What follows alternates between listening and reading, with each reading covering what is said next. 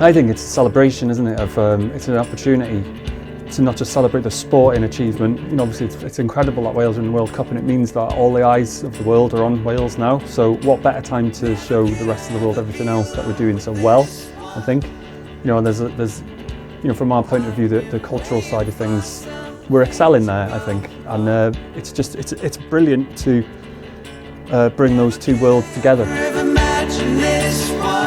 One of maybe the issues is that these things can happen in isolation. You know, we can have excelling in sport and excelling in culture, but this World Cup's offered us that incredible opportunity to dovetail everything together. And you know, the relationship between music and football is obviously quite an historic one, and you know, it's great to have just been able to use that to its maximum effect.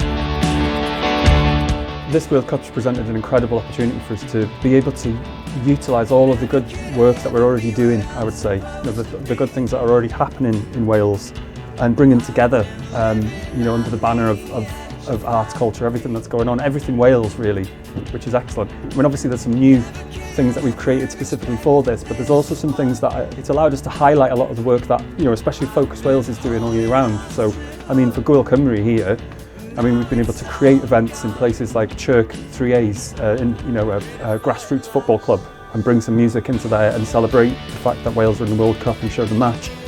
We're in Llangollen for probably the biggest game in the history of, you know, Welsh football, Wales versus England in the World Cup, and it's a crucial game. But then also we've been able to bring in the international work that we do with Focus Wales, so we've taken it from those small parts of North East Wales all the way to New York and Montreal.